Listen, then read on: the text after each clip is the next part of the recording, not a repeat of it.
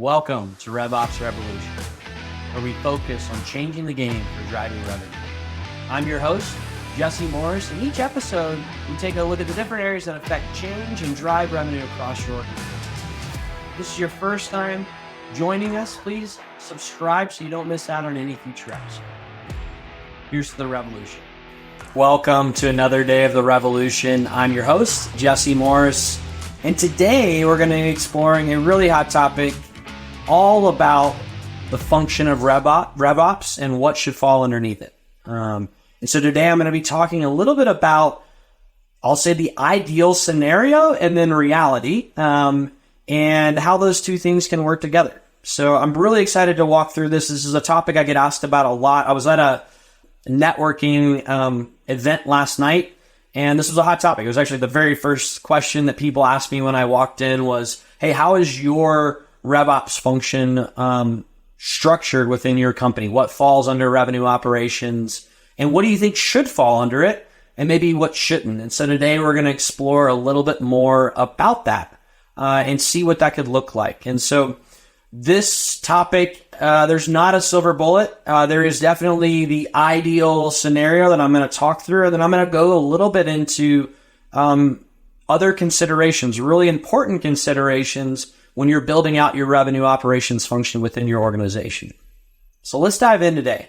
So in the happy path of revenue operations, there are two fundamental non-negotiables to me. And then everything else beyond that, I think there's a case to be made, and there's pros and cons like there is in any company of having functions report up under revenue operations. But the two areas that are non-negotiables are systems and data. So systems, internal systems, business applications, whatever you want to call it, and data, business intelligence, analytics, however you want to reference that. Those two components are non-negotiables. Why? Because you can't have one without the other, and having two teams that work seamlessly together for the ultimate end goal, which is providing insights and help driving revenue for the company, come out of those two areas. Hands down, full stop, no question. So to me, those are two components that really need to be married together when looking at an organization.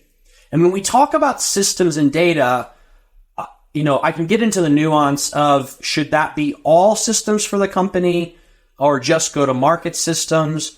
And is it all data for the company or just go-to-market data? In general, and I'll say in general, depending on the size of the company, I think it's most systems that affect outcomes within the company. So what I mean by that is I do think, servicing financial systems is very beneficial for sales because the quote to cash or lead to cash process obviously affects that.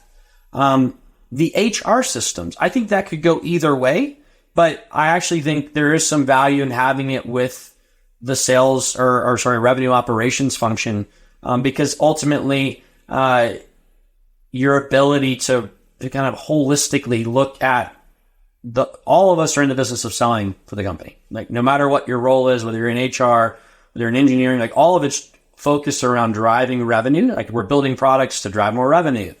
We're getting more efficient to drive more revenue. So I think there could be a case there. I don't die on that hill at all. But really when I talk about systems, I really mostly mean all kind of go to market in areas that affect go to market. So, like your legal process and all of your legal systems definitely need to be under revenue operations. Obviously your marketing, your sales systems, and then really all of the kind of ancillary that support the go-to-market functions, but really anything that kind of touches lead to cash, and then also the renewal, support service process that potentially affects upsells. All of those systems should fall under revenue operations. And then on the data side, the data team has to have access to all of that. And then in SaaS, which is what I am an expert in and work a lot in, utilization data. And that's like the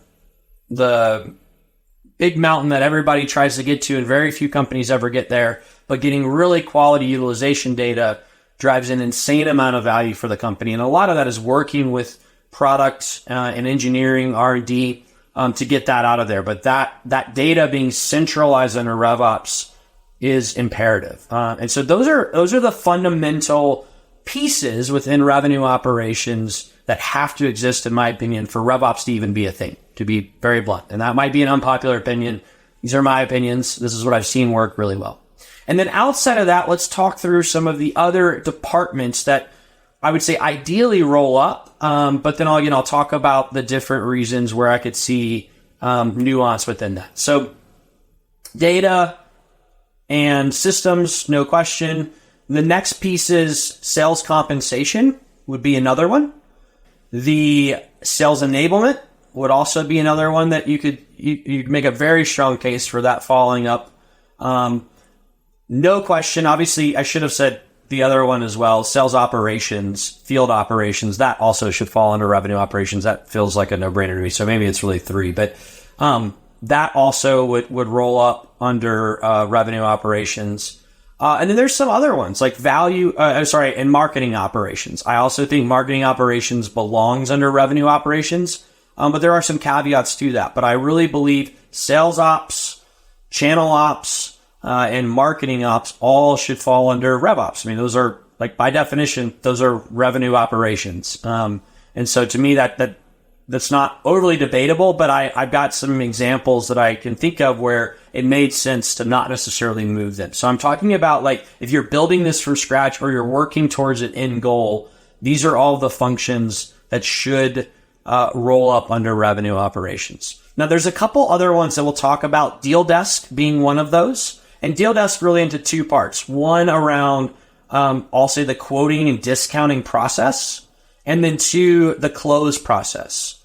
The quoting and discounting process, I believe, does and should fall under revenue operations, and pricing along with it. So wherever pricing sometimes sits in product, sometimes it sits in finance, sometimes it sits in revenue operations. I do think there's value in it sitting in revenue operations because they're the ones ideally doing the quotes. Obviously working with the other parts of the org, product being a big voice in that discussion. But I do believe pricing also should follow deal desk. Like, I feel like those things are one and the same, especially the front end process of deal desk. And then secondly, the close, I'll call it close pending is the stage I always refer to it as, but it's really doing all the checks and balances before it actually goes in the system and is considered bookings. That piece of the process, I actually think it belongs more in finance. I prefer it in finance. Now, you could make the case that that's all part of deal desk, and, deal desk should fall under revenue operations. Personally, I really like finance being the final checks and balance before something officially gets booked into the system. I think there's just something about kind of the separation of church and state, for lack of a better word, of having an outside party that is responsible for the numbers at the end of the day, to do the audits, to do the checks. Now, RevOps can really help with that process using other tools and technologies to streamline it. But personally, I think it really is valuable having finance be the one that ultimately says, yes, this is a booking in the system, which then triggers compensation. And so compensation, again, could either fall under revenue operations or it could also fall under finance. I don't have an overly strong opinion here. If I had to pick, I do think it's valuable sitting under revenue operations, but we're working very, very closely with finance on it. On the end of the day, like, they have to sign off on it. But the reality is our ability to hire top talent, and really go after our goals, a lot of that is in comp plans. And so I do think there is value in it sitting in revenue operations. But at the end of the day, if finance, feels like they should own it, I am all for that. Sometimes it makes our lives a lot easier on the revenue operations side because that's a really hard role. So all of you sales compensation analysts out there, you have a lot of job security because it's such a brutal role to be in. And so thank you for all your hard work. Those are really the major areas when we look at it. The last area I'll talk about is value engineering. So value engineering, you're hearing that term more and more frequently. That could sit under SEs, like the SE team. I think there's some value in that. It also could sit with marketing. And I think, marketing obviously has a lot around messaging, and it could sit with revenue operations. So I'll bring that up because I've seen that be a more and more frequent topic recently.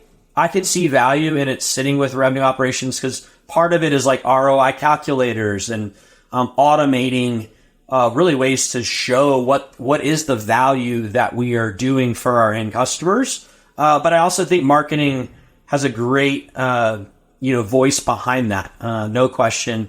And then I also think SEs also know the only challenge with SEs is, they might not be as good at presenting it like marketing. You could say the same thing for RevOps. So there's pros and cons around value engineering, but I like to bring that up as a consideration point because it is something that all companies should be thinking through right now. I think it'll become more and more prevalent as we move forward. So those are the different really functions under revenue operations. So again, you've got data, systems, and then all of the kind of support people within the revenue operations function, which is marketing ops, sales ops, and channel operations.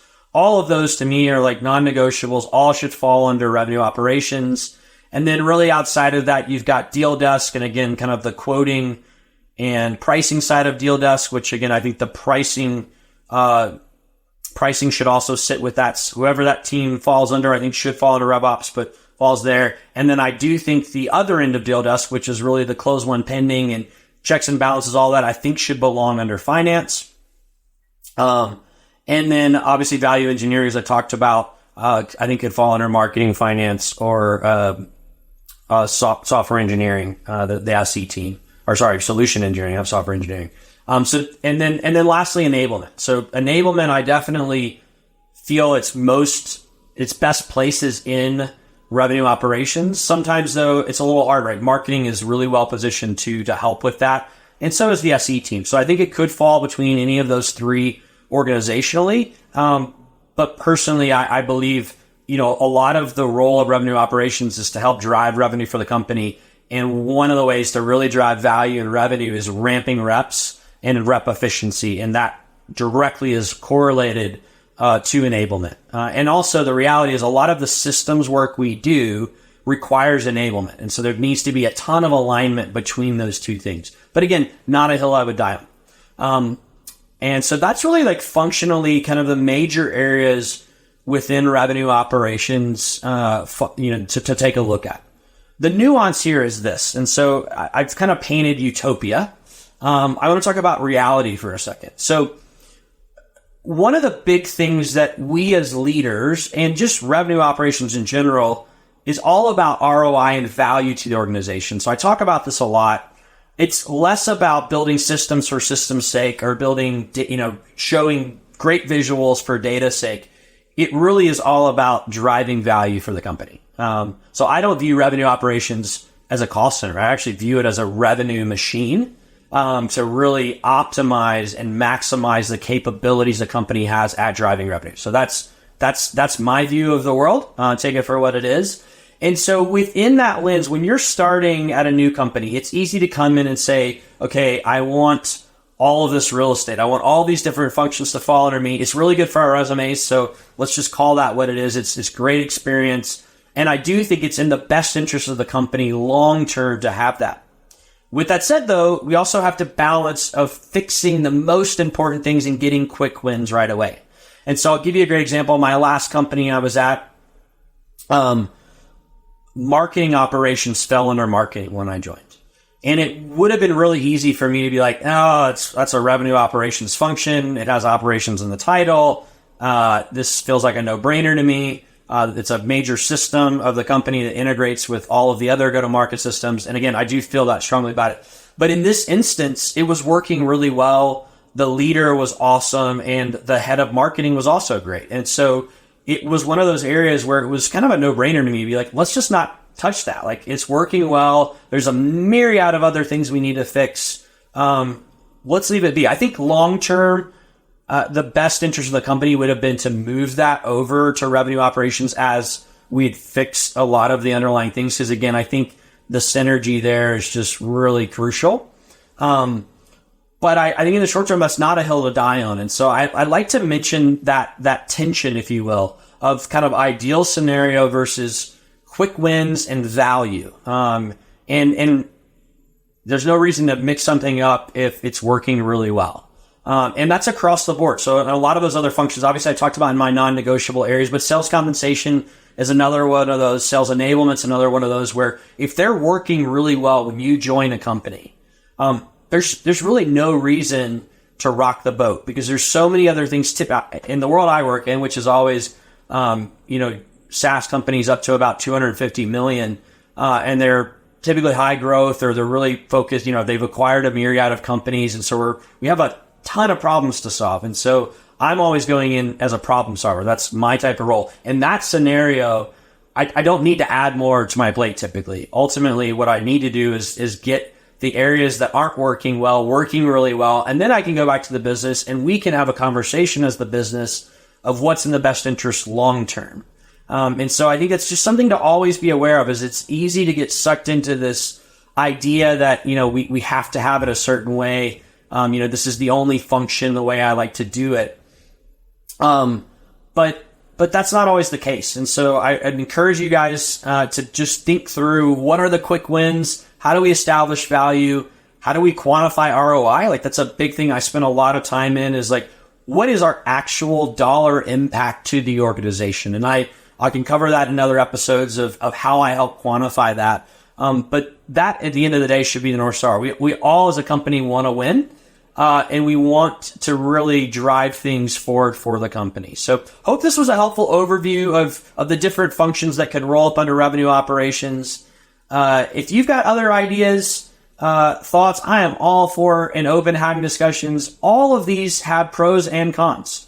Challenges associated. Moving marketing ops, for example, under revenue operations can be challenging because, it doesn't sit under marketing. But just like any other area of the business, we're here to support. And so we need to figure out how to do that more effectively. But hope you enjoyed this. Hopefully this was helpful. Again, if you haven't liked and subscribed, please do, so you can follow along for more episodes.